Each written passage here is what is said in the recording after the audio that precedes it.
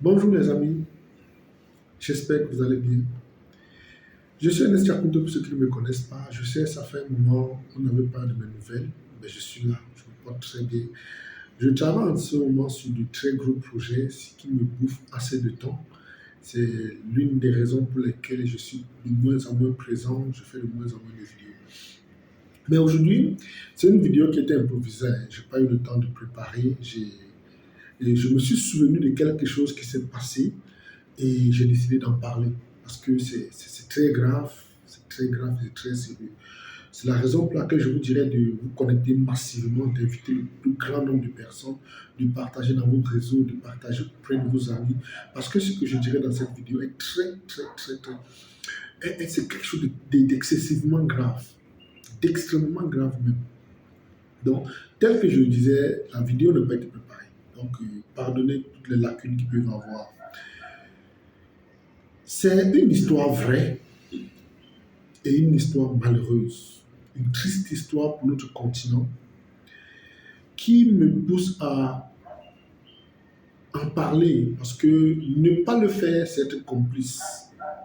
Tel que Martin Luther King l'a dit, le problème n'est pas les méchants, le problème c'est les bons qui ne réagissent pas. Vous convenez avec moi que si je suis au courant de ce qui se passe et je ne dis rien, je deviens un complice passif. Je vais vous raconter l'histoire d'une jeune fille, d'une jeune dame, d'une petite sœur admirable, adorable, très gentille, très polie, respectueuse. Une jeune fille qui me connaît sur les réseaux sociaux, qui suit ce que je fais et qui aime particulièrement mes actualités. Je pense qu'elle me suit depuis 2000, depuis 2000, je pense 2001. Et, bon, probablement bien avant. Elle me suit, elle aimait ce que je faisais, elle commentait, elle partageait, et puis de temps en temps, elle me posait quelques questions. En 2002, elle suit tellement mes actualités, elle voulait apprécier ce que je fais, et elle décide de faire son mémoire, parce qu'elle est ingénieure, elle faisait Master 2 dans le secteur du négoce des hydrocarbures. Ne sachant où s'adresser, parce qu'elle a fouillé partout autour d'elle, ses enseignants n'avaient pas d'informations particulières. Et elle lisait mes vidéos, mes articles, elle regardait mes vidéos et elle les appréciait. Elle m'a approché me disant, grand frère, j'ai besoin que vous m'encadriez, parce que je vais faire un mémoire sur les hydrocarbures.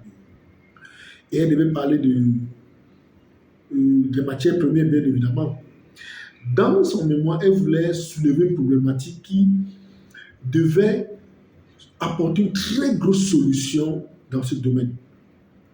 Et le sous-thème était l'impact du prix des hydrocarbures sur l'économie africaine depuis les années 60. Un sujet extraordinaire, un sujet jamais abordé. Lorsqu'elle est venue vers moi avec ce thème, je lui ai dit, petite sœur, je te soutiens. Je suis avec toi, je vais t'accompagner dans ton mémoire. Et j'ai commencé à lui donner des articles. À un moment donné, je commençais à moi-même, parce qu'il faut savoir qu'étant négociant des matières premières, je ne connais pas tout. Je commençais à me documenter. Et elle était butée. Elle était confrontée à une situation. Vous savez, pour ceux qui ne le savent pas, le négoce des matières premières est un secteur qui est longuement caché. Et ce sont des cours assez rares. Il y a très peu d'écoles qui dispensent des cours dans ce domaine. Et c'est d'ailleurs pour cette raison qu'étant acteur dans le domaine depuis 2005, je décide en 2016 de mettre à disposition du grand public, de mettre à disposition de mes frères africains une formation sur le négoce des matières premières. Parce que je me retrouvais seul dans le secteur, je m'étais tout le temps sur des marchés avec des autres.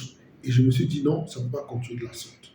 Il faut bien que les Africains soient au courant. C'est pourquoi j'ai lancé des formations dans le domaine. Et c'est la suite de ces formations que la jeune dame s'approche de moi. Et bon, vous savez, on ne crée pas le monde, on ne recrée pas le monde. Elle a été inspirée, elle a décidé de pousser la réflexion un peu plus loin. Mais bien évidemment, elle avait besoin de moi.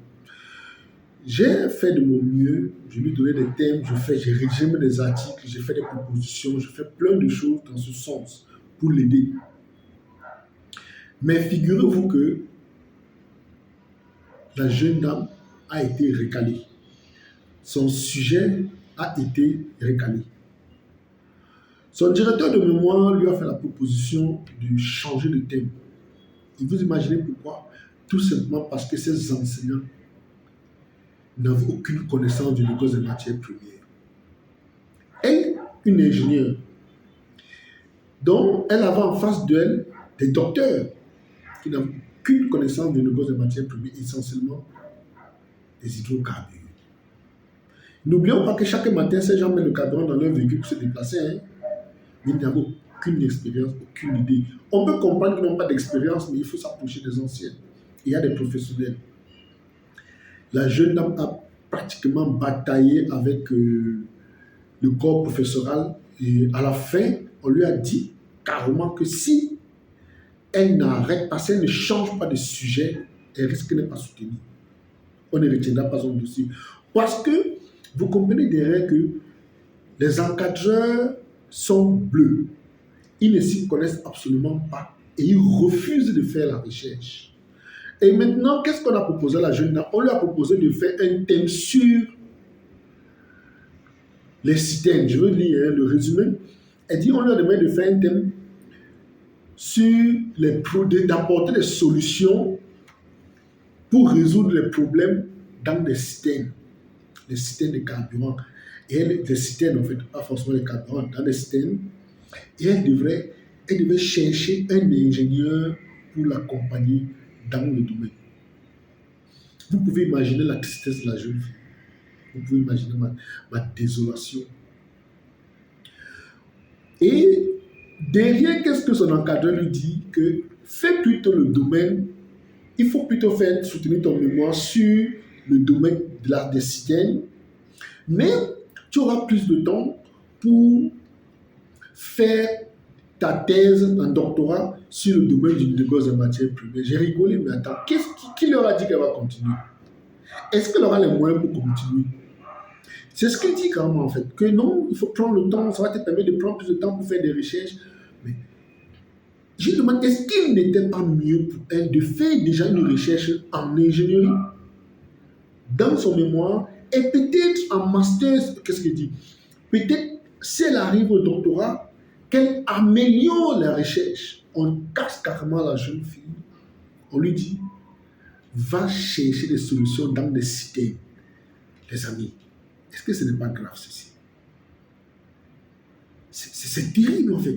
Pendant que les autres peuples créent de nouvelles choses, font de la recherche approfondie, on rentre dans la nanotechnologie. Les gens sont en train de faire des recherches dans d'autres planètes. Des gens font de la recherche dans l'intelligence artificielle. On demande à une étudiante, à une ingénieure de limiter son savoir, de limiter ses recherches dans le connu. Parce que ces citernes, les citernes sont connues depuis, ce n'est pas aujourd'hui que les citernes existent. Quel problème elle va bien solutionner? Qu'est-ce qu'elle va chercher? Quel problème elle va sortir? Le revêtement? Qu'est-ce qu'elle peut faire? Laissez-moi ça, laissez ce domaine aux jeunes de terminale. Mais ne demandez pas à un ingénieur de résoudre ce genre de problème. On ne dit pas qu'il n'y a pas de souci, mais l'idéal aurait été de laisser la jeune fille, même si elle sera butée, ça lui permettra d'aller en avant. Même si elle doit prendre encore une nouvelle année pour faire rien que des recherches dans le domaine du négoce des matières premières et l'impact des prix du négoce des matières premières sur les économies africaines. Est-ce que vous comprenez la pertinence de son thème? On a travaillé dessus pendant longtemps. Je lui ai fait plein de propositions, je lui ai donné plein d'articles, je lui ai donné beaucoup de documents à lire, à se documenter. Et malheureusement, elle me le disait tout le temps, Coach Ben, je ne parviens pas à trouver des ressources parce que les seules ressources que je trouve, c'est vos vidéos et vos articles. Que font nos aînés? Que font ces enseignants? Comment pouvez-vous, je m'adresse là aux enseignants, comment pouvez-vous tirer un peuple vers le bas? Vous êtes censé apporter des solutions à la société. et non continuer à faire dans le copier-coller, ou non continuer à réchauffer ce qui est déjà là. Le monde avance à grande vitesse. J'ai eu peut-être l'avantage ou bien j'ai eu l'idée de mettre à disposition du grand public ou bien du peuple africain du négoce des matières premières.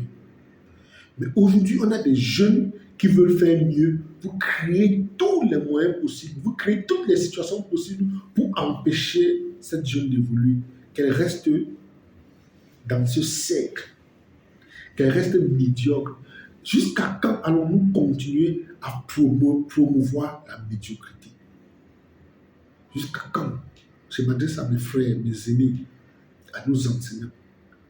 Pourquoi ne voulez-vous pas pousser les jeunes à rechercher, à pousser le savoir, à chercher plus loin? Vous voulez absolument les contenir dans ce que vous connaissez. Puisque vous avez un savoir déterminé, vous pensez que personne doit aller au-delà. Et la jeune fille, malheureusement, m'a dit, Coach Ben, je suis obligé de sortir du pays. Je suis obligé d'aller ailleurs, me faire former. Et elle me disait encore, je comprends mieux pourquoi la majorité des jeunes veulent toujours aller à l'extérieur.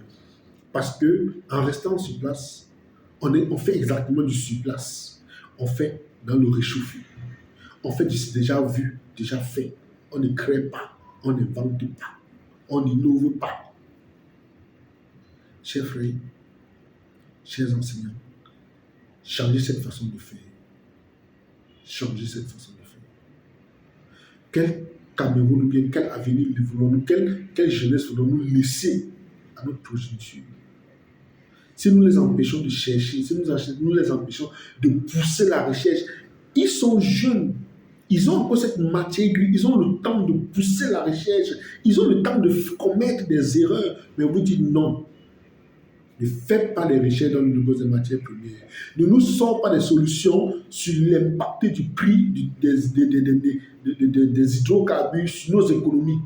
Va étudier les systèmes. À un moment donné, ayez un peu pitié en fait. À la limite, mettez un peu de la pitié dans ça. Pourquoi en fait endormir, enfermer le savoir de la jeune?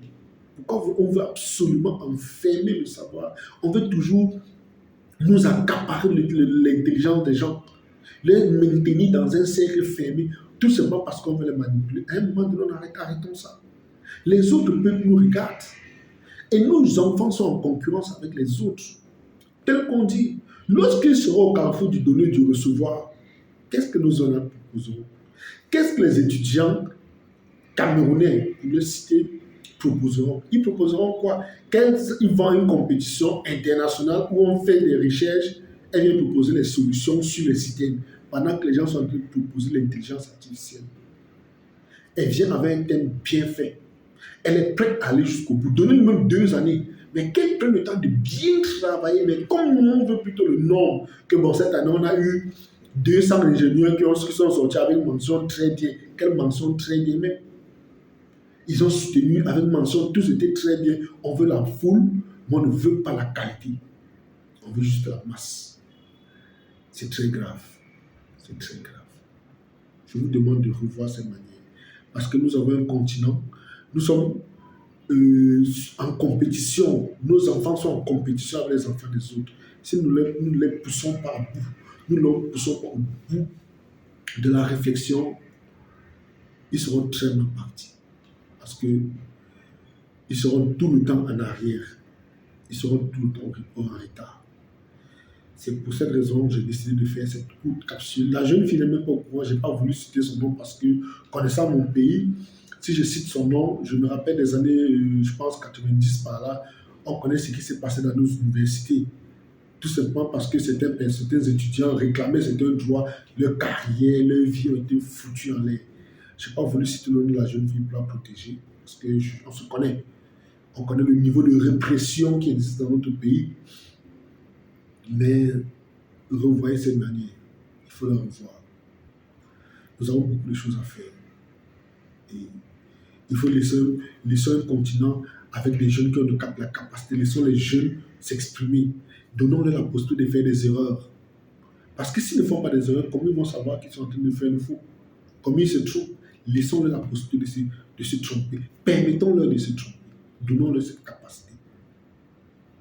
Je suis Ernest Chakounté. Je vous dis merci d'avoir suivi la vidéo. Et désolé si j'ai heurté certaines sensibilités. L'objectif n'était pas de heurter les gens, mais de sensibiliser. De faire comprendre que nous avons une jeunesse qui bouillonne, une jeunesse qui a besoin de s'exprimer, une jeunesse qui a du savoir, qui a de la matière grise, qui veut développer. Ne soyons pas la cause de son échec. Ne soyons pas ceux qui viennent les décourager au lieu de les encourager, au lieu de les motiver. Ne soyons pas les démotivateurs. Nous sommes plutôt les motivateurs. Je suis Ernest Chakounté. À bientôt.